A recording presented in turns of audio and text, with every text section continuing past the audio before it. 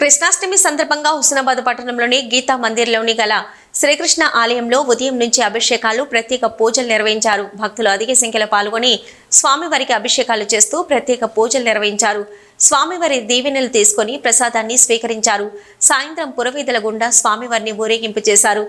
భక్తులు అధిక సంఖ్యలో పాల్గొని కోలాటాల మధ్య నృత్యాలు చేస్తూ భజన పాటలు పాడుతూ స్వామిని కొలిచారు. భక్తులు అధిక సంఖ్యలో పాల్గొని సౌందర్య లహరి పారాయణం చేశారు.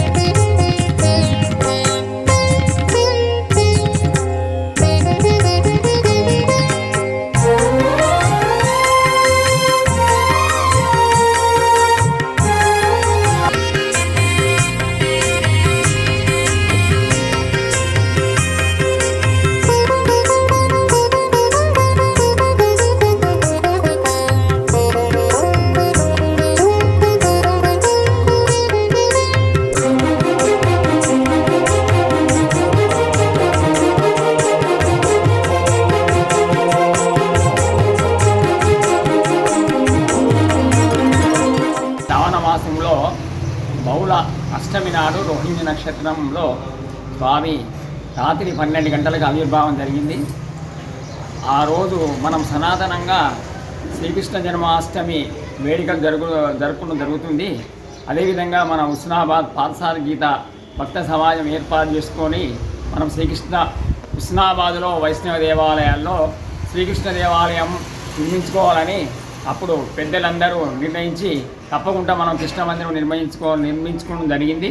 కావున శ్రీకృష్ణ జన్మాష్టమి వేడుకలు ఈరోజు ఘనంగా జరుగుతున్నాయి కాబట్టి ఈరోజు కార్యక్రమాలు ఉదయము 6 గంటలకు సామూహికంగా శ్రీవారికి క్షీరాభిషేకం జరిగింది. అదేవిధంగా మంగళహారతులు, గీతా పారాయణము, విష్ణు సహస్రనామ పారాయణము, అనేక భక్తులు పాల్గొని శ్రీకృష్ణ పరమాత్మకు పాత్రులయ్యారు. తర్వాత ఇప్పుడు 4 గంటలకు స్వామివారి శోభయాత్ర ఉంటుంది. ఈ మన హుస్నాబాద్ పురవీధుల్లో స్వామివారికి అందరూ స్వామివారు భక్తుని దగ్గరికే సన్నిహితంగా రావాలని మన సనాతనంగా రథోత్సవం జరుగుతుంది. కాబట్టి ఆ రథోత్సవంగా పురస్కరించుకొని మనం శోభయాత్ర స్వామివారిని హుస్నాబాదు వీధుల్లో స్వామివారిని పురవీధుల్లో దర్శించుకోవడానికి అందరికీ అవకాశం కొరకు ఈ కార్యక్రమం చేయడం జరుగుతుంది.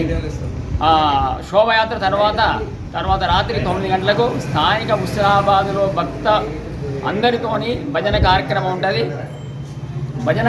ఉంటుంది. తర్వాత స్వామివారు 12 గంటలకు ఆవిర్భావం జరుగుతుంది కాబట్టి 12 గంటల తర్వాత స్వామివారికి అష్టోత్తర పూజ, క్షీరాభిషేకము, వచ్చిన ప్రతి భక్తితో క్షీరాభిషేకం ఉంటుంది. అందరూ సుఖంగా ఉండాలని లోకా సమస్త సుఖినో భవంతు అని కోరుకుంటూ ఈ కార్యక్రమం